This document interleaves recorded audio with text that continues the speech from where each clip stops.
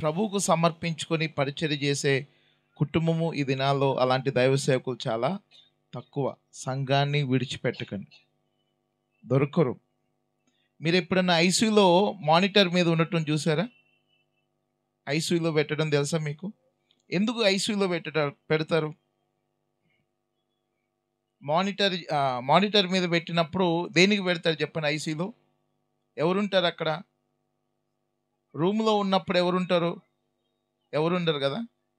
అదే ఐసీయూలో మానిటర్ మీద పెట్టినప్పుడు ఎవరుంటారు? ఎప్పుడు సిస్టర్ ఉంటారు. ఎందుకు ఉంటారు చెప్పండి? ఎప్పుడు కూడా అబ్జర్వేషన్లో పెడతారు కదా. ఎందుకు? అవసరం కదా. అలానే చిన్న సంఘాలు ఎప్పుడు కూడా దైవ సేవకులు మనల్ని మానిటర్ అబ్జర్వేషన్లో పెట్టాలి. పెద్ద పెద్ద సంఘాలకు వెళ్తే మనల్ని అబ్జర్వేషను చేయరు. చిన్న సంఘాల్లో ప్రేమించే దైవ సేవకులు ఉన్నప్పుడు ఏం చేస్తారంటే ఎప్పటికప్పుడు మన ఆత్మీయ జీవితాన్ని వాళ్ళు మానిటర్ చేస్తూ ఉంటారు. ఏమవుతుంది, ఏం జరుగుతుంది, ఎటు పోతుంది. సో అబ్జర్వేషన్ చేసేవాళ్ళు మనకి కావాలి. సరి చేసేవాళ్ళు, ప్రేమించేవాళ్ళు, దగ్గరగా మనల్ని చేయబట్టుకొని నడిపించే దైవ సేవకులు ఉండటం అనేది మనకి చాలా ఆశీర్వాదం. నిజంగా ఈ దినాన వారు వారి కుటుంబంతో పాటు వారి కుమారుడు కూడా దేవుని యొక్క పరిచర్యలో ఉండటం అనేది నిజంగా దేవుని యొక్క మహాకృప. ఇప్పుడు దాకా మనం వాడుకున్న దేవుని యొక్క సన్నిధిలో ఆయన కృప. హల్లెలూయా. మంచిది. ఈ రాత్రికాల సమయంలో దేవుని యొక్క వాక్యంలోకి వెళ్దాం. లూకా సువార్త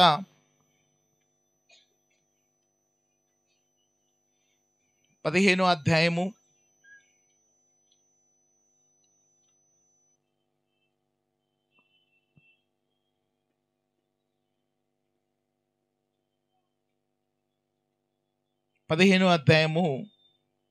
17వ వచనం దగ్గర నుంచి చదువుదాం. అయితే బుద్ధి వచ్చినప్పుడు వాడు, నా తండ్రి యొద్ద ఎంతో మంది కూలివాండ్రుకు అన్నము సమృద్ధిగా ఉన్నది, నేనైతే ఇక్కడ ఆకలికి చచ్చిపోవచ్చున్నాను.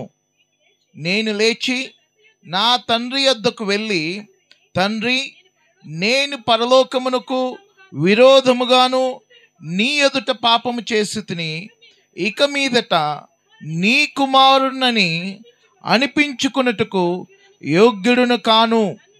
నన్ను నీ కూలివారిలో ఒకనిగా పెట్టుకొనమని అతనితో చెప్పుదునని అనుకొని లేచి తండ్రి యొద్దకు వచ్చెను. హల్లెలూయా, హల్లెలూయా. అందరూ కూడా చిన్న ప్రార్థన చేసుకుందాం. పరిశుద్ధుడా, ప్రేమ కలిగిన మా తండ్రి, రాత్రికాల సమయంలో ప్రభువా, మేము కూడా లేచి నీ యొద్దకు రావటానికి సహాయం చే ప్రభువా. నీ పరిశుద్ధమైన వాక్యము చేతనైనా ప్రతి బిడ్డ యొక్క హృదయాన్ని కదిలించండి. ప్రతి బిడ్డ కూడా నీ సన్నిధిలో ప్రభువా, నీ యొద్దకు వచ్చినైనా ఈ రాత్రి దీవించబడటానికి కృప దయచేయమని ప్రార్థిస్తూ యేసునామం అడిగి వేడుకొంచున్నాం తండ్రి, ఆమేన్. చదవబడిన వాక్య భాగాన్ని కానీ మనం కానీ చూసినట్లయితే ఈ యొక్క వాక్య భాగము ఏంటి అని అంటే ఒక ఉపమానం. ఏంటి చెప్పండి? ఉపమానం. ఇది నిజంగా జరిగినది కాదు, కానీ యేసుక్రీస్తు ప్రభువారు ఒక దేవుని యొక్క తండ్రి యొక్క ప్రేమ, ఒక తప్పిపోయిన వ్యక్తి, ఒక బలహీనుడు, ఒక పాపం చేసిన వ్యక్తి పశ్చాత్తాపడి తిరిగి తన యొద్దకు వచ్చినప్పుడు తాను ఏ విధంగా స్పందిస్తాడు అన్న విషయాన్ని, దేవుని యొక్క హృదయాన్ని, దేవుని యొక్క మనసును, దేవుని యొక్క ఆలోచనలు అర్థమవటానికి దేవుడు అనేక సందర్భాల్లో ఉపమానాలు, ఇలిస్ట్రేషన్స్, కథలు అనే వాటిని ఉపయోగించి దేవుని యొక్క హృదయం కావచ్చు, దేవుని యొక్క సత్యాలు కావచ్చు, పరలోక రాజ్య మర్మాలు కావచ్చు, మనకు అర్థమయ్యే భాషలో ఏం చేశాడనంటే ఉపమాన రూపంలో తెలియజేశాడు. అలానే తండ్రి యొక్క ప్రేమ ఏమై ఉంది అన్న విషయాన్ని తెలియజేయటానికి ఈ యొక్క ఉపమానం చెప్పడం జరిగింది. ఈ యొక్క ఉపమానంలో కానీ చూసినట్లయితే ఒక తండ్రి, ఎంతమంది ఉన్నారు? నాకు ఒక రోగం ఉంది తెలుసా? ఆ TV9 వార్తలు వింటాం కదా, వాడే చెప్తాడు, మనం బలకం, మీరు బలకపోతే నాకు వార్తలు రావు అంటే. సో ఒక తండ్రి, ఇద్దరు కుమారులు, ఒక పెద్ద కుమారుడు, చిన్న కుమారుడు. ఇంట్లో నుంచి వెళ్ళిపోయింది ఎవరు? చిన్న కుమారుడు. దేవునికి బిడ్డలారా, ఎప్పుడైతే ఈ చిన్న కుమారుడు ఇంట్లో నుంచి వెళ్ళిపోయి తన సర్వాన్ని కోల్పోయిన తర్వాత తనకేమొచ్చిందో తెలుసండి? బుద్ధి వచ్చింది. ఏమొచ్చింది? అందరూ చెప్పాలి, ఏమొచ్చింది? బుద్ధి వచ్చింది. నేను అనేక సందర్భాల్లో ఈ వాక్యాన్ని చాలా చోట్ల చెప్పా, మా చర్చిలో కూడా చెప్పా. సో తప్పిపోయిన కుమారుడు, తండ్రిని విడిచిపెట్టి వెళ్ళిపోయిన కుమారుడు, అన్నీ పోగొట్టుకున్న కుమారుడు, చివరికి దీనస్థితికి వచ్చిన కుమారుడికి బుద్ధి వచ్చింది. నేను ఒకసారి ప్రశ్న వేసుకున్నాను, ప్రభువా ఈ వాక్యం చాలా చోట్ల చెప్పాను కానీ విన్న వాళ్ళందరికీ బుద్ధి వచ్చిందా? ఏంటి? వింటున్న వాళ్ళకి బుద్ధి వచ్చిందా?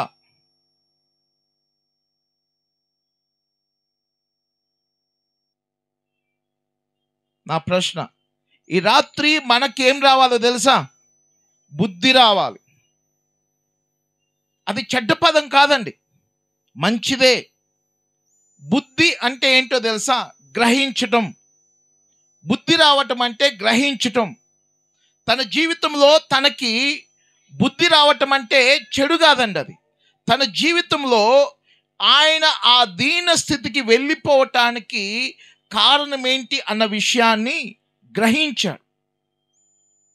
దేవునికి బిడ్డలారా, మనం చాలాసార్లు మన జీవితాల్లో మనము జరుగుతున్న సంఘటనల్ని కొన్నిసార్లు మనం గుర్తించలేం, గ్రహించలేం. ఎవరు చూడలేరు చెప్పండి ప్రపంచాన్ని? కళ్ళు లేనివాడు చూడలేడు, కళ్ళు మూసుకొని నడిచేవాడు చూడలేడు. అలానే ఒక వస్తువు మీద కానీ ఏదైనా గుడ్డ కప్పేసామనుకోండి, ఆ గుడ్డ కింద ఏముందో, ఆ బట్ట కింద క్లాత్ కింద ఏముందో మనకు కనపడుతుందా? ఎప్పుడు కనపడుతుంది? తీసినప్పుడే కనపడుతుంది. మన జీవితాల్లో కూడా మన పరిస్థితులకి, మన దీన పరిస్థితులకి, మన యొక్క ఆర్థిక పరిస్థితులకి, మన ఒంటరి పరిస్థితులకి, మన కష్టాలకి, నష్టాలకి అసలు కారణం ఏంటి? ఏంటి కారణం? ఏంటి గ్రహించాలి. అసలు ఏంటి నేను ఈ స్థితిలో ఉండటానికి అసలు ఏంటి కారణం? మనం చాలాసార్లు మనం ఏమనుకుంటామంటే మన జీవితాల్లో, నేను ఈ స్థితిలో ఇలా ఉండటానికి కారణం ఏంటి? ఎవరో ఒకరి మీద మనం ఏం చేస్తామో తెలుసా? ఆయన కారణం, ఈయన కారణం, నా కుటుంబంలో పరిస్థితులు బాగలేదు, మా ఆయన కారణం, నా కుటుంబంలో పరిస్థితులు బాగలేదు, మా పిల్లలు కారణం, మా కుటుంబంలో పరిస్థితులు బాగలేదు, మాకు ఆర్థికంగా చాలా బలమైన వెనకాల మాకు ఆర్థిక అవకాశాలు లేవు, మా కుటుంబంలో పరిస్థితులు బాగాలేదు, నాకు బలమైన తల్లిదండ్రులు లేరు. మనం చాలాసార్లు మనం ఏమనుకుంటామంటే, మనము ఎదుర్కొంటున్న పరిస్థితులను బట్టి కావచ్చు, మనం అనుభవిస్తున్న పరిస్థితులను బట్టి కారణం నా తల్లిదండ్రులు కొంచెం డబ్బున్న వాళ్ళు ఉన్నట్టయితే, లేదా నాకు మంచి ఏదైనా ఉన్నట్టయితే నా పరిస్థితి బాగుండేది. కానీ దేవునికి బిడ్డలారా, ఈ రాత్రికాల సమయంలో బైబిల్లో కానీ మనం కానీ చూసినట్లయితే, విధవరాలు ఒంటరిగా ఎవరు లేని వృద్ధాప్యంలో దేవుని యొక్క మాటకి లోబడి విశ్వాసము చేత కరువులో తన కుమారుని పోషించుకోలేదా? మరి ఆమెకు కూడా ఎవరు లేరు,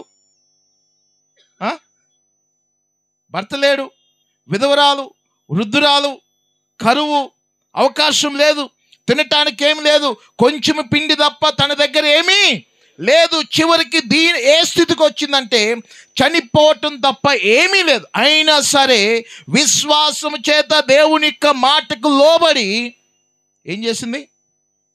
తన కుటుంబాన్ని, తన కుమారుణ్ణి పోషించుకుంది. తన భర్త అప్పులు చేసి చనిపోయిన ప్రవక్త యొక్క భార్య తన ఇద్దరు కుమారులు బానిసత్వంలోకి వెళ్ళిపోతుంటే తన కుమారుల్ని బానిసత్వంలోకి వెళ్ళకోకుండా కాపాడుకోలేదా? భర్త ఉన్నాడా? ఎవరున్నారా? ఏమన్నా ఉందా? బైబిల్లో మనం కానీ చూసినట్లయితే నీలాంటి నాలాంటి పరిస్థితుల్లో ఎంతోమంది ఉన్నారు, కానీ వాళ్ళందరూ కూడా వారి యొక్క పరిస్థితులు ఏం చేశారో తెలుసా? అధిగమించి, జయించి ఉన్నతమైన ఆశీర్వాదాలు అనుభవించారే తప్ప ఇది నా కర్మ అని అలానే బతుకలా.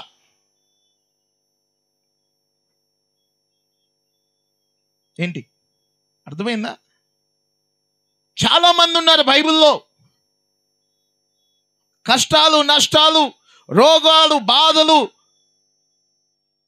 కానీ దేవునికి రాత్రికాల సమయంలో క్రైస్తవులమైన మనం శ్రమలు ఎదుర్కొంటాం, ఇబ్బందులు ఎదుర్కొంటాం, కానీ ఇబ్బందులు ఎదుర్కోవాలి, కానీ ఓటమిని ఎదుర్కొంటే మాత్రం వాడు క్రైస్తవుడు కాదు. ఓటమి వేరు, ప్రాబ్లమ్స్ వేరు. ప్రాబ్లం ఎప్పుడు కూడా ఓటమి కాదు. నేను ఒక పనిని తలపెట్టినప్పుడు నాకు మధ్యలో ఏదైనా ఆటంకం వస్తే అది ప్రాబ్లం. కానీ ఆ ఆటంకాన్ని నేను ఆధారం చేసుకొని ఇంకా నేను ఏం చేయలేను అని అంటే అది ఓటమి. ఇక నువ్వు ఆగిపోవద్దు. నువ్వు సమస్యలు ఎదుర్కోవచ్చు, కానీ నువ్వు జీవితంలో ఎప్పుడు కూడా నీ ఆలోచన ఎలా ఉండాలి అని అంటే, నా జీవితం ఎందుకు ఇలాగూ ఉండాలి. తప్పిపోయిన కుమారుడు తప్పు చేశాడు. తప్పిపోయిన కుమారుడు తన ఇంటిలో నుండి బయటకు వచ్చాడు. తప్పిపోయిన కుమారుడు తండ్రిని కాదని బయటకు వచ్చాడు, కానీ ఇక్కడికి వచ్చి కూర్చున్న తర్వాత తను అంతా పోగొట్టుకున్న తర్వాత తనేమని ఆలోచిస్తున్నాడు తెలుసా? నేను ఇక్కడ చావాలా? ఏముంది చదవండి ఒకసారి.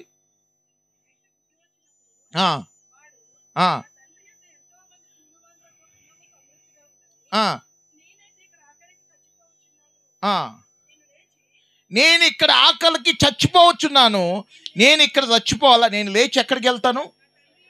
ఈ రోజున ఈ ఆలోచన లేదండి చాలా మందికి. బ్రతుకుతున్నాం అంతే. నేను ఇక్కడ చచ్చిపోను. నా తండ్రి ఇంట నాకు ఆహారము దొరుకుతున్నప్పుడు నేను ఇక్కడ ఆకలితో చచ్చిపోకూడదు. ఇంట్లో అన్నం లేనప్పుడు పడుకుంటే అర్థం ఉంది. అన్నం ఉన్న తర్వాత ఆకలి వేస్తుంటే పడుకుంటే అర్థం ఏమంటారు? దేవునికి వెళ్ళాడు. జీవము కలిగిన దేవుడు నీ పక్షాన ఉన్న తర్వాత కూడా నీవు ఎందుకు ఈ పరిస్థితిని ఎదుర్కొంటున్నావు? ఇది ఎప్పటికీ మనకు తట్టదు. మనం ఏమనుకుంటాం తెలుసా? రైట్, మనం అలవాటు పడిపోయాం. ఒక చిన్న స్థితిలో, దీన స్థితిలో, దరిద్ర స్థితిలో నా కర్మ, నా పరిస్థితి ఇంతే అని అనుకుంటూ బ్రతకటము అలవాటు అయిపోయింది.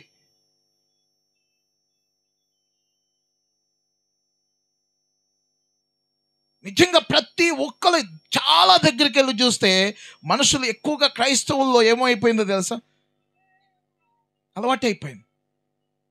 కానీ తప్పిపోయిన కుమారుడు తప్పు చేశాడు, కానీ ఒక మంచి ఆలోచనకు వచ్చాడు తెలుసా? నేను ఇక్కడ ఎందుకు చచ్చిపోవాలి? ఎస్, నేను తప్పు చేశా. తన తప్పు ఏదైతే ఉందో అది సరిగ్గా గ్రహించాడు. ఆ తప్పుని ఎవరి మీద వేయలేదు. తన స్నేహితులు తనను మోసం చేశారు.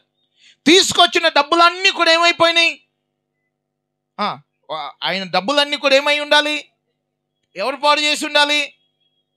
ఆయన పాడు చేసుకున్నాడు, ఆయన చుట్టూ ఉన్న స్నేహితులు. వీడి కారణం అని అంటలేదు. నేను తప్పు చేశా. నేను కానీ నా తండ్రి ఇంటి నుండి రాకపోతే, నేను కానీ నా తండ్రి ఇంటి దగ్గర నుంచి ఆస్తి తీసుకొచ్చుకోకపోతే, నేను నా తండ్రి ఇంటిని కానీ వదిలిపెట్టకపోతే ఇక్కడ నన్నెవరు ఏంటి? దేవునికి బిడ్డ, నువ్వు అవకాశం ఇవ్వకపోతే దుష్టుడు ఎప్పుడు కూడా నీ జీవితాన్ని పాడు చేయలేడు. వాడికి ఆ శక్తి లేదు, గుర్తుపెట్టుకోండి. దుష్టుడు ఎప్పుడు కూడా మన జీవితాన్ని పాడు చేసే సామర్థ్యము, శక్తి వాడికి లేదు. ఒకవేళ ఆ సామర్థ్యం వాడికి ఉంటే యేసు ప్రభు ఈ లోకంలో మానవుడిగా పుట్టినప్పుడు యేసు ప్రభును కూడా ఏం చేయాలి చెప్పండి? ఏం చేయాలి? పాడు చేయటానికి ప్రయత్నం చేశాడు అంతే. ఈ రాళ్ళను రొట్టెలుగా చేసుకొని తినమన్నాడు, కానీ ఆడే రొట్టెలుగా చేసి ఎందుకు పెట్టలేకపోయాడు? వాడికి ఆ సామర్థ్యం లేదు. వాడు మన జీవితాన్ని మన చేతే పాడు చేసుకునే విధంగా ఏం చేస్తాడో తెలుసా? ప్రేరేపిస్తాడే తప్ప మన జీవితాన్ని పాడు చేయగలిగే సామర్థ్యము లేదు వాడికి. అది కానీ ఉంటే ఆదాము దగ్గరికి, అవ్వ దగ్గరికి వచ్చి అవ్వ నోట్లో బలవంతంగా పండు తెంపి నోట్లో పెట్టేవాడు. అది లేదు కాబట్టి అవ్వా తిను, అవ్వా తిను, అవ్వా తిను, నువ్వు సావవు, నువ్వు సావవు, నువ్వు సావవు అని చెప్పేసి దేవుని యొక్క మాటకి విరుద్ధంగా ఆశను కలిగించి తినే విధంగా ప్రేరేపించాడు తప్ప ఎప్పుడు ఒక రోజంటే ఒక యవనస్తుడు పాస్టర్ గారికి మాట ఇచ్చాడంట, అయ్యా ఇక నుంచి నేను సినిమాకి వెళ్ళను, తాగను, సిగరెట్ తాగను అని చెప్పి మాట ఇచ్చాడు. ఏమిచ్చాడు మనం కూడా చాలాసార్లు మాట ఇస్తాం కదా. సో మాట ఇచ్చాడు. అయితే ఒక రోజున ఒక 4 రోజుల తర్వాత ఏమైందంటే తనకి చాలా తన అభిమాని సినిమా హీరో రిలీజ్ అయిందంట. ఆ పోస్టర్ ఇంకా చూస్తున్నప్పుడు మనసేమో లాగేస్తూ ఉంది. కాసేపు అక్కడే దాని వెంక కూర్చొని అక్కడే నిలబడ్డాడు. నువ్వు ఎప్పుడైతే నీ మనసు లాగే దగ్గర నిలబడి చూస్తూ ఉంటే నువ్వు పడిపోతావు, పారిపోవాలి అక్కడి నుంచి. ఇంకా లాగేద్ది. లాగే దగ్గర నిలబడి లాగకూడదు అంటే ఏంది అర్థం? లాగమనే కదా అర్థం. సాతానుకు ఆ ఇంటి నువ్వు ఇస్తే చాలు. సాతానుకు కూడా మనం చిన్న చిన్న టిప్స్ ఇస్తాం తెలుసా. నీ బలహీనత వాడికి తెలుసు. దాని ముందు అబ్బా అనుకో, ఏడు కొంచెం మనకన్నా ఎక్కువ సైకాలజీ చేసింది అది. మనుషుల్ని స్టడీ చేయటంలో అది పిహెచ్డి చేసింది. కాబట్టి ఈ యవనస్తుడు ఆ పోస్టర్ దగ్గర నిలబడి బుర్ర గొక్కొని వెళ్ళిపోయి టికెట్ తీసేసుకున్నాడు. ఒక సినిమా ఇంకొక అరగంట టైం ఉంది. అరే ఈ సినిమా టికెట్ తీసుకున్నాం సరే. అసలు చేస్తే మనకు ఒక ఏదో సిద్ధాంతాలు ఉంటాయి కదా, చేస్తే కరెక్ట్గా ఉండాలా, ఇక తప్పు చేస్తే అంత చేయాలి, ఇక అంతే. ఈ వీడు కూడా ఇక చేశాం కదా అని పోయి మెల్లగా ఒక అరగంట టైం ఉంది కదని ఆ షాపులోకి వెళ్ళి ఒక బీడి తాగుదాం అనుకున్నాడు. ఓ సిగరెట్ తాగాడు, సినిమా చూశాడు, అంతా అయిపోయింది. ఆదివారం చర్చికి వచ్చేసరికి ఇదంతా చూసిన ఒక విశ్వాసం వచ్చి అయ్యగారికి చెప్పేశాడు. అయ్యగారు అడిగారు, ఏం జాన్ సినిమాకి వెళ్ళావా, ఇలా చేసావా అనగానే, పాస్టర్ గారండి నేను ఎంత వద్దు అనుకుంటున్నా కానీ సరే ఆ సాతాను నన్ను శోధించిందండి, వాడు నన్ను వదిలిపెట్టలేదండి అని చెప్పి, నిజంగా అండి వాడు మాత్రం నన్ను అని చెప్పి బాధపడి ఏడ్చాడంట. ఈ సాతాను పోయి దేవుడి దగ్గర ఏడుస్తుందంట. అయ్యా నువ్వు చెప్పు యేసు ప్రభువా, వాడికి ఏమన్నా సినిమా టికెట్ నేను జేబులో పెట్టానా, వాడికి ఏమైనా సినిమా టికెట్ తీసుకోమని చెప్పి డబ్బులు నేనేమైనా ఇచ్చానా, వాడికి ఏమైనా గ్లాసులో నేను పోసానా, వాడికి ఏమైనా నేను వెలిగిచ్చానా, వాడి మనసులో వాడు చేద్దామని చెప్పి వాడు అనుకొని నీ బిడ్డలందరూ కూడా తప్పులు ఆశతో వాళ్ళు చేసి నా మీద వాడు కూడా పశ్చాత్తాపడుతున్నాడు మనం చేసే పాపాలకి. ఎందుకంటే వాడు ఒకడు దొరికాడు, అపవాది, వాడు చేపిస్తున్నాడు. అసలు నీ మనసులో పాపం చేస్తే వాడు నీ చేత ఎందుకు చేపిస్తాడు? నువ్వు నిజంగా మారు మనసు పొందితే, నువ్వు నిజంగా ప్రభువుకు సమర్పించుకుంటే, నువ్వు నిజంగా పాపానికి నీ హృదయంలో చోటు ఇవ్వకపోతే వాడు ప్రేరేపించడానికి అవకాశం ఏడుంటుంది? దేవునికి బిడ్డ, రాత్రికాల సమయంలో నీవు నేను మనందరం కూడా దుష్టుడికి మనం అవకాశము ఇవ్వకూడదు. ఎప్పుడైతే ఇచ్చామో వాడు మనల్ని ఏం చేస్తాడో తెలుసా, దేవుని దగ్గర నుంచి మనల్ని దూరము చేసేస్తాడు. ఈ తప్పిపోయిన కుమారుడికి ఎప్పుడైతే బుద్ధి వచ్చిందో, గ్రహించాడో, ఆయన గ్రహించింది ఏంటో తెలుసా, నా పరిస్థితి మారాలి అని అంటే నేను ఎక్కడైతే తప్పు చేయటం మొదలుపెట్టానో, ఎక్కడైతే తప్పు చేశానో నేను మళ్ళీ అక్కడికే వెళ్ళాలి. దేవునికి బిడ్డ జీవితం ఎక్కడ పాడవుతుందో తెలుసండి, ఎప్పుడైతే దేవునికి దూరం అయ్యే అడుగేస్తావో ఆ మొదటి అడుగు చాలు నీ జీవితం డ్యామేజ్ అయిపోయినట్టే. ఇంకా దేవునికి దూరం అయిపోయే వేసే ప్రతి అడుగు కూడా మన జీవితాన్ని పాడు చేస్తుంది. నిజంగా బుద్ధి వచ్చినాడు ఏం చేస్తాడో తెలుసా, నిజంగా ఈ రాత్రి కాల సమయంలో మనకి జ్ఞానం ఉంటే, మనకి బుద్ధి వచ్చింది, నాకు బుద్ధి వచ్చింది అని ఎలా చెప్తాం? మన పిల్లలు అప్పుడప్పుడు మమ్మీ ఇక నుంచి తప్పు చేయను మమ్మీ, నాకు అర్థమైంది మమ్మీ, నాకు బుద్ధి వచ్చింది మమ్మీ అని చెప్పి చంపలేసుకుంటాడు అనుకో. వాడు మళ్ళీ రేపొద్దున తెల్లారి అట్టానే పుస్తకాలు అక్కడ పడేసి బ్యాట్ తీసుకొని సైకిల్ తీసుకొని వెళ్తున్నాడు అనుకో. మీరు నమ్ముతారా ఆడికి బుద్ధి వచ్చిందంటే? ఎందుకు రాలేదు ఆడికి బుద్ధి? బుద్ధి వస్తే ఆడేం చేయాలి? ఏం చేయాలి? బుద్ధి అంటే ఏంటి? ఒప్పుకోవటమా? బుద్ధి అంటే ఏంటి? ఒప్పుకోవటమా? లేదు. బుద్ధి రావటం అంటే అర్థం ఏంటో తెలుసా? ఏదైతే తప్పు చేశానో అది నేను మళ్ళీ చేయకూడదు.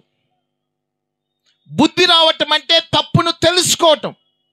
బుద్ధి రావటం అంటే తప్పును గ్రహించటం. బుద్ధి రావటం అంటే మళ్ళీ ఆ తప్పు చేయకోకుండా నిర్ణయము తీసుకోవటం. ఈ రాత్రికాల సమయంలో చాలాసార్లు మనం మోకరించి ప్రభువా నన్ను క్షమించి అంటాం, కానీ మళ్ళీ నిర్ణయం చేయం. అయ్యా నేను మళ్ళీ ఇది చేయను అని అనుకోం. చాలాసార్లు క్షమించిన ఆయన అంటాం, కానీ ప్రభువా ఇంకొకసారి నేను ఈ పని చేయను అనే నిర్ణయం తీసుకో. ఈ తప్పిపోయిన కుమారుడు ఎలాంటి నిర్ణయం తీసుకున్నాడో తెలుసా అండి? నేను మళ్ళీ నా తండ్రి ఇంటికి నేను వెళ్తాను. దేవునికి బిడ్డలారా, పోలీసోడికి తండ్రికి దేవునికి తేడా ఏంటో తెలుసా? దొంగతనం చేస్తున్నాడు పోలీసోడికి దొరికితే ఏం చేస్తాడు? మీరు ఎలా ఉన్నారంటే అసలు సమాజంలో అసలు దొంగతనం అంటే ఏంటండి, పోలీసోడు ఎలా ఉంటాడండి మాకు తెలియదు. ఇక్కడ పక్కనే ఉంది. అసలు దొంగతనమా? అబ్బాయి ఇది ఫస్ట్ టైం వింటున్నావు అని నన్ను అంతకు కూర్చున్నారు మీరు. దొంగతనం హత్య చేసినాడు పోలీసోడికి దొరికితే ఏం చేస్తాడు? పోలీసోడు ఎంతసేపు దొంగ దొరికితే దేని కొరకు ఎదురు చూస్తాడు? వాడిని పట్టుకొని శిక్షించటమే వాని పని. కానీ ఇక్కడ తండ్రి ఎందుకు వెయిటింగ్ చేస్తున్నాడో తెలుసా? తప్పిపోయిన వచ్చిన కుమారుణ్ణి శిక్షించడానికి లేడండి, క్షమించటానికి ఉన్నాడు, చేర్చుకోవటానికి ఉన్నాడు, ఆదరించటానికి ఉన్నాడు, ఆహ్వానించటానికి ఉన్నాడు.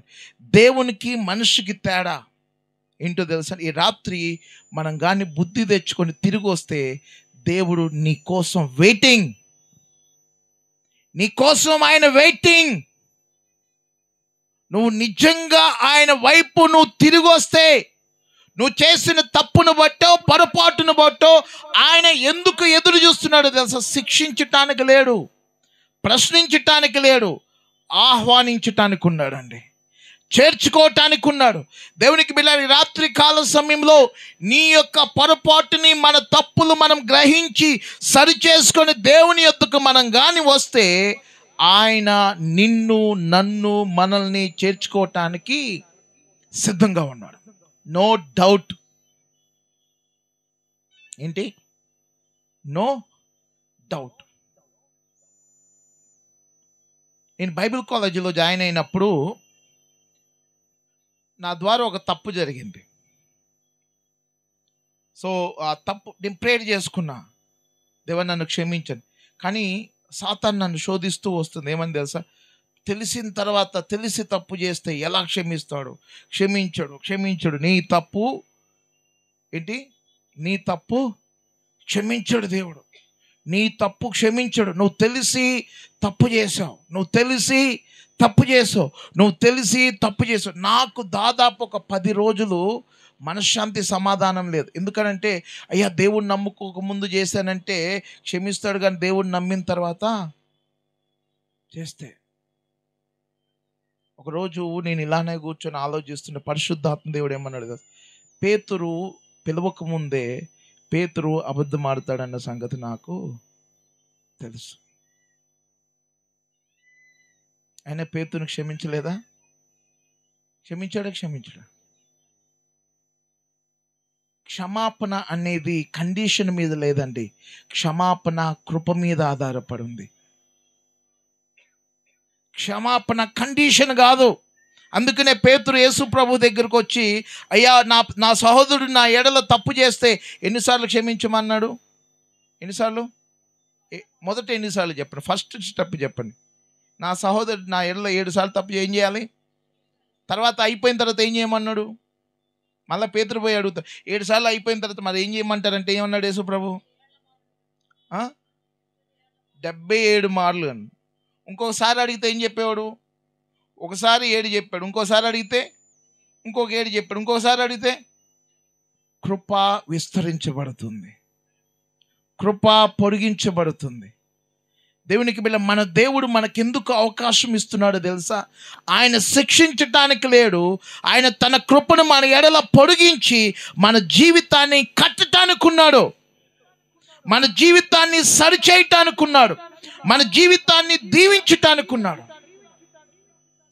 ఈ రాత్రికాల సమయంలో దేవుడు నీకు నాకు ఇక్కడున్న ప్రతి ఒక్కరు కూడా దేవుడు ఆ కృపని పొడిగిస్తున్నాడు కాబట్టి మనం ఇక్కడ ఉన్నాం. ఆ అద్భుతాన్ని దేవుడు మన జీవితాల్లో చేయాలనే ఆలోచన ఆయన కలిగి ఉన్నాడు కాబట్టి. దేవునికి వీళ్ళ తప్పిపోయిన కుమారుడు తండ్రికి ఏం చేశాడు తెలుసా? దూరంగా వెళ్ళిపోయాడు. మీరు ఎప్పుడైనా దేవునికి దూరంగా వెళ్ళారా? నేను కొన్నిసార్లు ఒక 15 రోజులు, ఒక 20 రోజులు బాగా బిజీ అయిపోయి, సో ప్రార్థనా జీవితం ఉంటుంది, వాళ్ళ కొరకు వీళ్ళ కొరకు ప్రార్థన చేసే జీవితం ఉంటుంది. కానీ వ్యక్తిగతంగా ప్రభు యొక్క సన్నిధిలో మోకరించి హృదయాలు కలుసుకునే ప్రార్థన జీవితం కొన్నిసార్లు బిజీగా ఉండటం ద్వారా ఏముండదో తెలుసా? ఉండదు. అలాంటి సందర్భాలు ఏమనిపిస్తుంది అంటే, దేవునికి నేను చాలా దూరం అయిపోయాను. మనం కానీ రోజు మాట్లాడుకునే స్నేహితులతో ఈరోజు చాలా రోజులైందిరా మాట్లాడలేదు కదా. సో చాలా రోజుల తర్వాత అయ్యో ఇప్పుడు దేవుడికి నాకు చాలా గ్యాప్ వచ్చిందేమో అనిపిస్తుంది కదా. మనం మోకరించి ఒక్క 2-3 నిమిషాలలోనే మళ్ళీ మన హృదయాలు ఏమైపోతాయి చెప్పండి?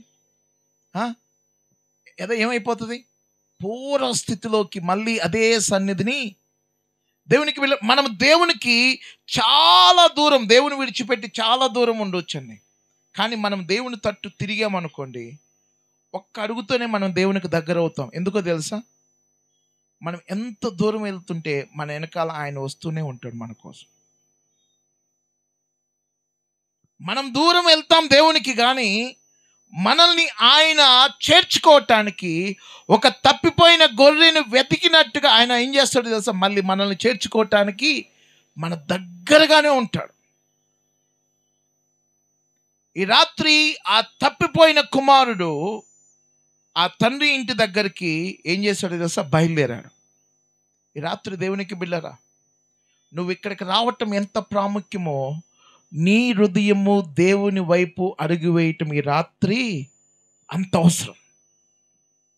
నీ బాడీ కాదండి రావాల్సింది, నీ హృదయం. ఈ రాత్రి ఒక ప్రశ్న వేసుకో, నేను వచ్చానా? నా హృదయం సంపూర్ణంగా దేవుని యొద్దకు వచ్చిందా?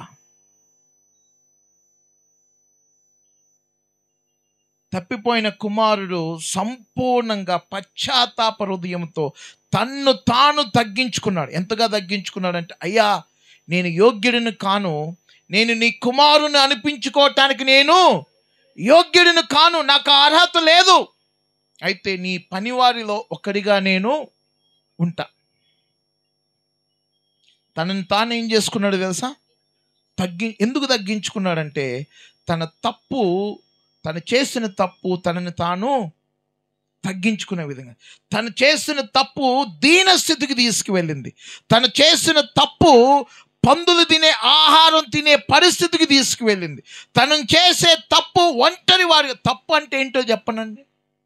తప్పు అంటే ఏంటో తెలుసా? మన జీవితాన్ని పాడు చేసుకోవటమే తప్పు. ఏంటి తప్పు అంటే? మన జీవితాన్ని పాడు చేసుకునే నిర్ణయమే తప్పు. తప్పిపోయిన కుమారుని యొక్క జీవితంలో జరిగిన నిర్ణయం ఏదైతే ఉందో అది ఆయన జీవితాన్ని పాడు చేసుకున్నాడు. దీనస్థితికి వచ్చేశాడు. సర్వము పోయింది. తన ఆశీర్వాదం, ధనము, తనకి గౌరవం, కుమారుడిగా ఉండే భాగ్యం, ధన్యత అన్నీ పోగొట్టుకున్నాడు.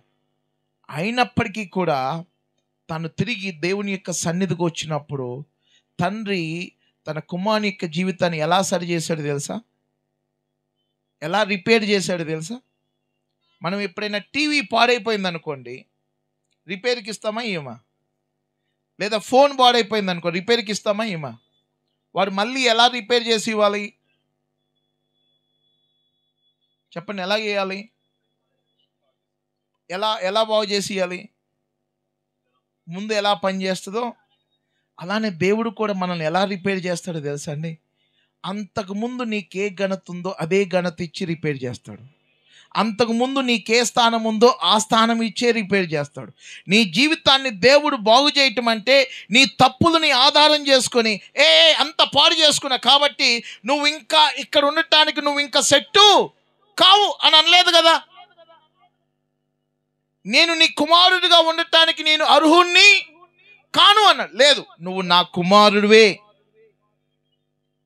నీవు నా కుమారుడివే, నీవు మళ్ళీ నాకు వారసుడివే, నీవు మళ్ళీ గృహమంతటికి నీవే అధికారివే. నువ్వు ఏవైతే పోగొట్టుకున్నావో మళ్ళీ తిరిగి సర్వ హక్కులు, సర్వ ఆశీర్వాదాలు, శ్రేష్టకరమైన ఆహారము, శ్రేష్టకరమైన ప్రతి దీవెన ఏం చేశాడు తెలుసా? తిరిగి ఇచ్చేశాడు. ఒక్క అడుగు ఆ కుమారుడు తండ్రి ఇంటి వైపు వేయటం ద్వారా తన జీవితంలో ఎన్ని పోగొట్టుకున్నాడు తెలుసా? దరిద్రాన్ని పోగొట్టుకున్నాడు. ఆకలితో పస్తుండే ఆ కర్మ దరిద్రాన్ని పోగొట్టుకున్నాడు, దీన స్థితిని పోగొట్టుకున్నాడు, ఒంటరితనాన్ని పోగొట్టుకున్నాడు, అగౌరవమైన జీవితాన్ని పోగొట్టుకొని గౌరవంగా దేవుని కుమారుడిగా అనేక మంది పైన యజమానుడిగా శ్రేష్టమైన ఆహారాన్ని, శ్రేష్టమైన జీవితాన్ని అనుభవించే తిరిగి ఆ ధన్యతను పొందుకోవటానికి కారణం ఏంటంటే బుద్ధి తెచ్చుకొని, తప్పు తెలుసుకొని, సరి చేసుకొని, పశ్చాత్తాపంతో తండ్రి యొద్దకు వస్తే ఆయనే ఆటోమేటిక్గా మళ్ళీ తిరిగి అంతా ఇచ్చేశాడు. మనం మన పొరపాటును సరి చేసుకుంటే మిగిలింది దేవుడు ఇచ్చేస్తాడండి, చాలా అంతే. ఏం చేస్తే నువ్వు క్వశ్చన్కి రైట్ ఆన్సర్ రాస్తే ఆటోమేటిక్గా టీచర్ పాస్ చేస్తుంది. సింపుల్, అవునా కదా? ఒక క్వశ్చన్కి నువ్వు రైట్ ఆన్సర్ కానీ రాస్తే ఆటోమేటిక్గా టీచర్ ఏం చేస్తుంది? పాస్ చేస్తుంది. మనం కానీ మన జీవితంలో ఉన్న మన తప్పులు, మన పొరపాట్లు వాటిని సరి చేసుకొని, ఒప్పుకొని, పశ్చాత్తాపంతో దేవుని వైపు కానీ తిరిగితే ఆటోమేటిక్గా దేవుడు మన జీవితాన్ని సరి చేసేస్తాడు, సెట్ చేసేస్తాడు. తిరిగి ఉన్నతమైన స్థితిలో నుంచి దేవుడు నీకు ఒక మంచి జీవితాన్ని ఇస్తాడు. దేవునికి వెళ్ళే రాత్రికాల సమయంలో నీ జీవితము నీవు ఆలోచించే ఆలోచన పైన ఆధారపడింది. నీ జీవితము ఈ రాత్రికాల సమయంలో నీ జీవితంలో ఉన్న పొరపాట్లు తెలుసుకొని, గ్రహించి, ఎక్కడ నేను దేవుని యొక్క సన్నిధిలో తప్పు చేస్తున్నాను, ఈ పరిస్థితికి ఉండటానికి కారణం ఏంటి, నేనెందుకు ఈ దినాన నా పిల్లలు, నా కుటుంబము ఇలాంటి స్థితిలో నేను ఎందుకున్నాను? జీవము కలిగిన దేవుణ్ణి కదా నేను నమ్మింది. ఎవరండి మన దేవుడు? ఎంత గొప్ప దేవుడు చెప్పండి. ఎలాంటి వాడు ఆయన? ఆయన శక్తి గురించి చెప్పండి. ఆయన బిడ్డలను ఎక్కడైనా పశువుడుగా పెట్టాడా? శ్రేష్టమైన 40 సంవత్సరాలు ఇజ్రాయేల్ ప్రజలని ఎలా పోషించాడు? ఏమన్నా? ఎవరు తినేది? దేవతలు తినేది శ్రేష్టమైన ఆహారంతో పోషించాడు. ఏలియాని ఎలా పోషించాడు? ఆ యొక్క దేవుని యొక్క కొండపైన ప్రసంగంలో దేవుడు యేసు ప్రభు వారు ఆయన యొక్క అక్కడున్న 5,000 మందిని ఎలా పోషించాడు చెప్పండి. మరి అంత గొప్పగా ఆయన గురించి చెప్పుకుంటున్నాం కదా, మనము ఎలా పోషించబడుతున్నాం? ఆయనేమో గొప్పోడు, మనమేమో ఏందండి అసలు లాజిక్? అసలు అయ్యా ఎవరు? మా దేవుడు గొప్పవాడండి, గొప్ప దేవుడు అండి. మరి నువ్వెందుకు ఇట్లున్నారా?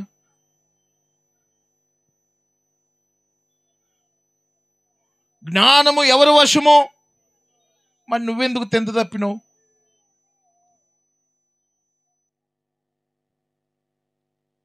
నువ్వెందుకు డాక్టర్ కాలేకపోయినావు? అడుగుడు నీకు ఇవ్వబడును అన్నాడు కదా జ్ఞానము, మరి నీకెందుకు రావట్లేదు అంటే నువ్వు అడగట్లేదా? జ్ఞానం ఇవ్వటానికి ఆయన ఉన్నాడు కదా, మరి నీకెందుకు జ్ఞానం లేదు? జీవితాన్ని కట్టే దేవుడు మనకుండగా ఎందుకు మన జీవితాలు కట్టబడట్లేదు? మన కుటుంబాలను సరిచేసే దేవుడు మనకుండగా ఎందుకు కుటుంబాలు సరిచేయబడట్లేదు? మన ఆర్థిక ఇబ్బందులను తీసివేసే దేవుడు మనకుండగా ఎందుకు ఆర్థిక ఇబ్బందులు తొలగిపోవటం లేదు? ఎక్కడో తప్పు జరుగుతుంది. ఈ రాత్రి నువ్వు కూడా కూర్చొని ఆ తప్పు ఎక్కడ జరుగుతుంది, నేనెందుకు ఈ దరిద్రాన్ని అనుభవించాలి, నేనెందుకు ఈ దరిద్రాన్ని నేను అనుభవించాలి? దేవునికి వెళ్ళిన మనకి పనికి మాలిన రోషాలు ఉంటాయి. తెలుసా మనకి మొగుడు కొట్టినందుకని కాదు, కానీ తోడికోడలు ఏంది తెలుసా? ఇప్పుడు ఆ బాధ అంత ఏంది? ఇప్పుడు ఈ ప్రార్థన ఏం చేయాలి? అయ్యా తోడికోడలు తొంగి చూడుకోకుండా నాకు సహాయం చేయమని అడిగి ప్రార్థన చేయాలా? అసలు కొట్టన మొగుడు వస్తే మంచిదా? బెటర్ కదా.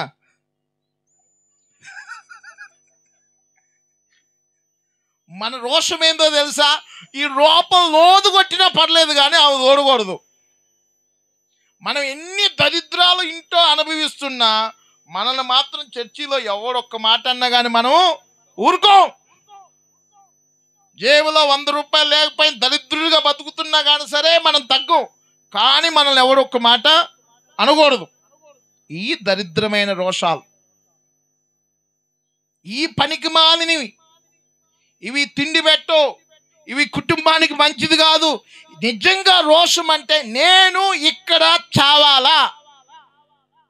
నా తండ్రి ఇంట్లో అనేక మందికి సమృద్ధిగా ఆహారం దొరుకుతుంటే నేను ఇక్కడ ఎందుకు ఉండాలి? నువ్వు కూడా ఈ రాత్రి ప్రశ్న వేసుకో. నా పిల్లలు ఎందుకు ఇలా ఉండాలి? ప్రభువా, ఆనాడు నువ్వు అయా దావీదుని, యేసేపుని, వాళ్ళ బిడ్డలందరినీ దీవించిన దేవుడు, నా పిల్లలని నువ్వెందుకు దీవించవు నాయనా? వ్యభిచారులను మార్చిన దేవుడివి, దొంగలను మార్చిన దేవుడివి, అంతకులను మార్చిన దేవుడివి. దేవా, ఈ రాత్రి నా కొడుకుని మార్చలేడా? కానీ మనకు ఆ రోషం లేదు, మనకు ఆ ప్రార్థన లేదు. ప్రాబ్లం ఎక్కడుంది? దేవునికి బిడ్డ, ఈ రాత్రి ప్రాబ్లం ఏంటో తెలుసా? బాగుపడాలని మనకు లేదండి, ఆ సీరియస్నెస్ లేదు. నిజంగా అలవాటు పడిపోయాం. పొద్దున్నే లేవటం, గబగబు అంట్లు కడుక్కోవటం, బ్యాగ్ చదువుకోవటం, బాక్స్ పెట్టుకోవటం, వెళ్ళిపోవటం, ఆ కంపెనీలో పని చేయటం, ఏంటి నడువు నొప్పి, కాలు నొప్పి, ఆ నొప్పి, ఈ నొప్పి రావటం, ఆ బీవీఆర్కి పెట్టడం, మళ్ళీ 10,000 అప్పు చేయటం, మళ్ళీ అలవాటు అయిపోయింది.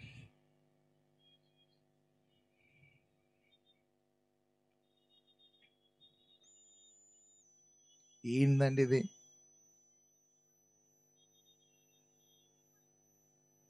ఎవరు బిడ్డలు అండి మనం? ఐగుప్తులో 400 సంవత్సరాలు ఇజ్రాయెల్ ప్రజల బానిసత్వంలో బతికినా దేవుడు మోషేని పంపించేమన్నాడు తెలుసా? మీరు చేసిన తప్పులకి 400 సంవత్సరాల బానిసత్వంలో బతికిన మీ యొక్క జీవితాలు, మీ మొర నాకు వినపడింది కాబట్టి నేను మిమ్మల్ని పాలు తేనెలు ప్రవహించే ఏ దేశంలో ఉండాలండి? అసలు మనం ఏ దేశంలో ఉన్నాం? పాలు కొనుక్కోవటానికి కూడా ఇబ్బంది పడే దేశంలో ఉన్నాం. ఇక తేనె అనేది మర్చిపోయాం అనుకోండి, తేనె మర్చిపోయాం. పాలు కొనుక్కోవటానికి కూడా క్రైస్తవులు ఇబ్బంది పడుతున్నారు. ఇప్పుడు పోయి మనం ఇతరులకి మన దేవుడు గొప్పవాడండి, యేసు ప్రభువుని నమ్ముకోని అంటే, నువ్వు మొన్న 20 సంవత్సరాల నుంచి నువ్వు కూడా అద్దీంట్లోనే ఉంటున్నావు కదా, నీ దేవుడు గొప్పవాడైతే, నీ దేవుడు గొప్పవాడని చెప్తున్నావు, మరి నువ్వు కూడా ఎందుకు కనీసం ఒక బైక్ కూడా కొనుక్కోలేకపోయారు 25 సంవత్సరాల నుంచి? అనేక మందికి ఈ ప్రశ్నలు వస్తున్నాయి.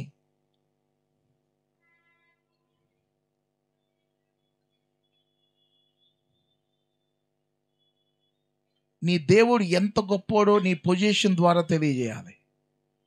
నీ దేవుడు ఎంత గొప్పవాడో నీ స్థితి ద్వారా రీసెంట్గా 2-3 డేస్ బ్యాక్ నుంచి సోషల్ మీడియాలో ఒక వైరల్ అవుతుంది తెలుసా? ఒక అమ్మాయి, ఎవరు చెప్పండి? నేను పేరు కూడా చెప్పలేదండి, మీరు ఎందుకు చెప్పేశారు చెప్పండి? అది గొప్పతనం అండి. మన పేర్లు చెప్పమని ఎవరన్నా ఇప్పుడు మన పేర్లు నేను పేరు చెప్పలేదే. సోషల్ మీడియా వైరల్ అవుతుందని ఒక్క మాట అనగానే ఏం చెప్పారు?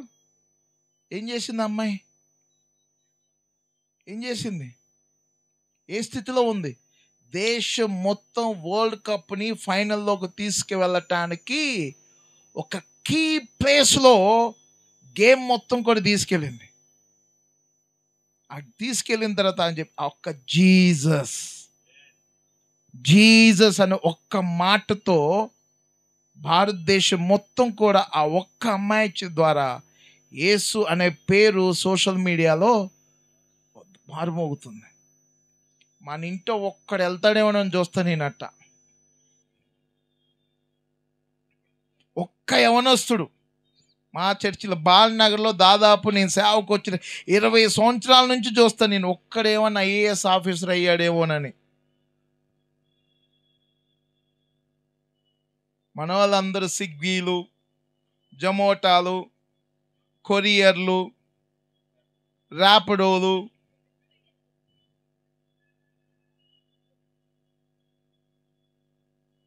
ఒక్కడు ఏంద్రా నాకు ఈ కర్మ అని అనుకొని దేవుడి దగ్గరికి రాడు ఎవడో. ఎందుకు నాకు ఈ కర్మ? గొర్రెలను కాసుకున్న దావీదును రాజుని చేస్తున్న దేవుడు నాకుండగా నాకెందుకు ఈ కర్మ? బానిసత్వంలో ఉన్న ఇజ్రాయెల్ ప్రజల్ని కానానులోకి నడిపించిన దేవుడు నాకుండగా మాకెందుకు ఇది కర్మ? మాకెందుకండి ఈ పరిస్థితి? నేను ఎందుకు అనుభవించాలండి? ఈ యుద్ధం నువ్వు మొదలుపెట్టాలి. ఈ మార్పు కోసం నీ జీవితం ఈ రాత్రి నువ్వు ఒక బలమైన నిర్ణయం తీసుకోవాలి. దేవా, నా స్థితిని మార్చగలిగే దేవుడు నాయన.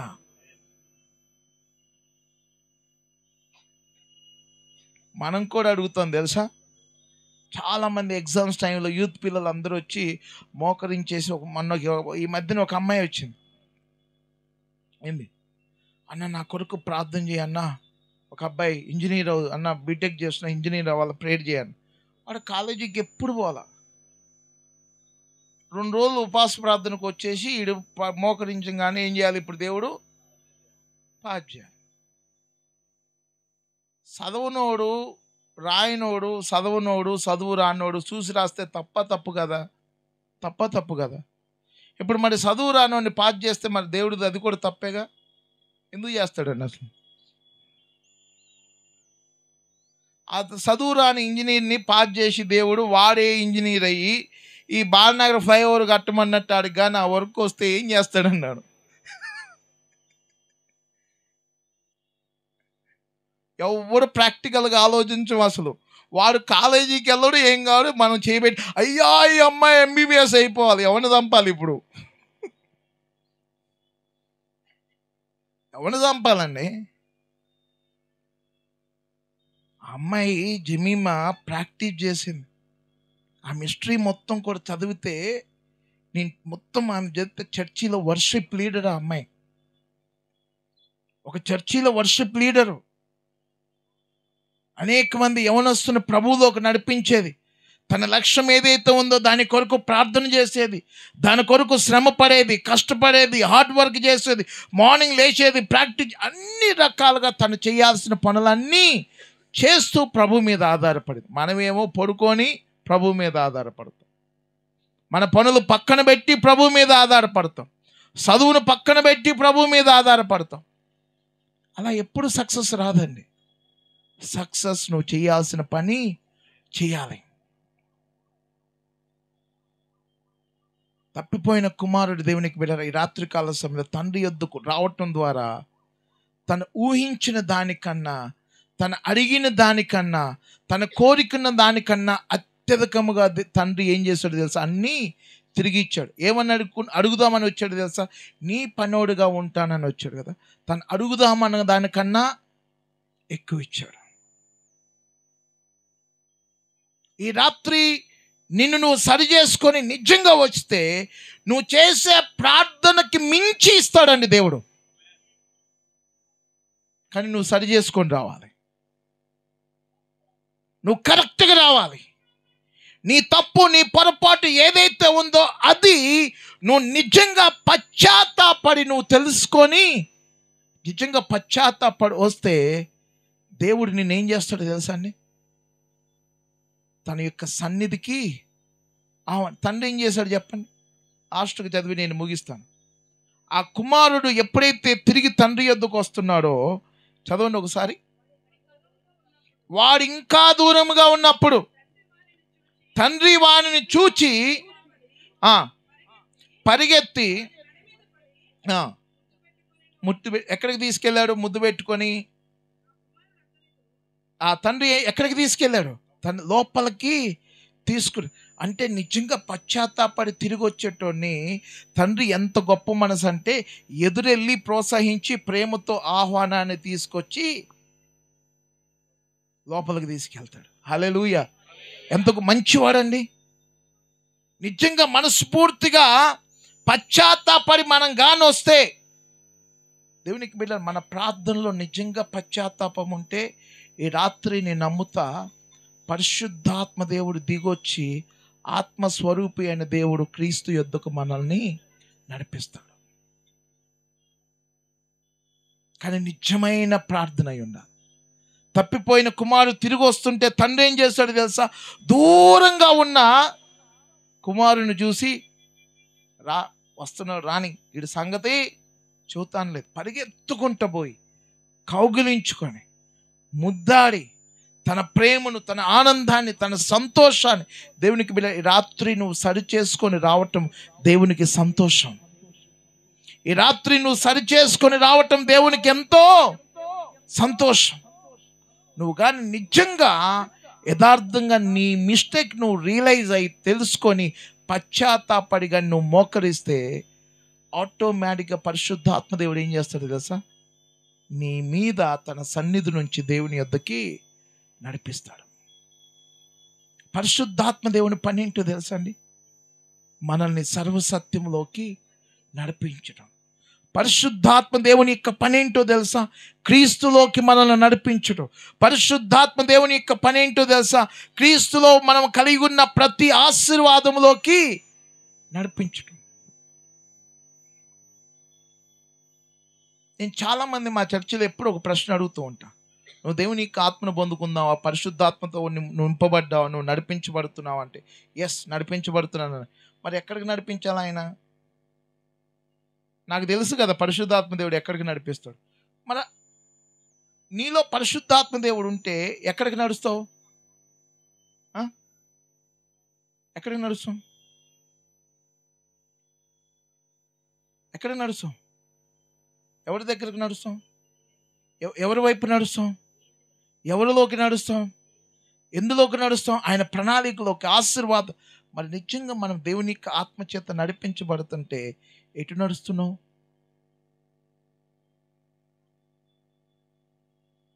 లైఫ్ ఎప్పుడు కూడా క్వశ్చన్ అండ్ ఆన్సర్స్ వేసుకుంటే సరి చేసుకోగలదు. తనను తాను విమర్శించుకున్నవాడు ఏం చేస్తాడు తెలుసా? సరి చేసుకుంటాడు. ఈ రాత్రి దేవునికి బిడ్డలారా, నిజంగా మన ప్రార్థన ఏంటో తెలుసా అండి? ఈ రాత్రి కాల దేవా, నేను దీనిని ఎందుకు అనుభవించాలి? ఈ పరిస్థితిని నేను ఎందుకు అనుభవించాలి ప్రభు? నా స్థితిని మార్చగలిగే దేవుడు నాకుండగా, నా పరిస్థితిని మార్చగలిగే దేవుడు నాకుండగా, నా ఆర్థిక ఇబ్బందులు మార్చగలిగే దేవుడు నాకుండగా, నా యొక్క ప్రతి అవమానాన్ని మార్చగలిగే దేవుడు నాకు ఉండగా నేను ఎందుకు దీనిని అనుభవించాలి?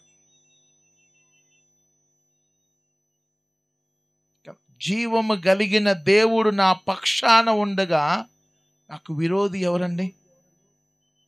జీవము కలిగిన దేవుడు మన పక్షాన ఉండగా మనం ఎందుకు దీనిని ఒక్క ప్రశ్న వేసుకో. ఈ రాత్రి ఒక్క ప్రశ్న వేసుకొని, దేవా నువ్వు ఏం చేయమంటే నేను అది చేయటానికి సిద్ధమే. ఇక నుంచి నేను నీ సన్నిధిలో నీ వాక్యము చేత నేను నడుస్తాను ప్రభు అని నిజంగా నువ్వు పశ్చాత్తాపడితే ఈ రాత్రి మోకరించిన ప్రతి ఒక్కరి మీద పరిశుద్ధాత్మ దేవుడు ఏం చేస్తాడు తెలుసా? తప్పిపోయిన కుమారుని ఏ రీతిగా అయితే తండ్రి ఎదురొచ్చి తీసుకువెళ్ళాడో ఈ రాత్రి పరిశుద్ధాత్మ దేవుడు నిన్ను నీ యొక్క దీన స్థితిలో నుండి ఆశీర్వాదంలోకి నిన్ను నడిపిస్తాడు. హల్లెలూయా. అందరూ కూడా తలలో ఉంచినట్లు మోకరించి ప్రార్థన చేసుకో. అందరం కూడా కొద్ది నిమిషాలు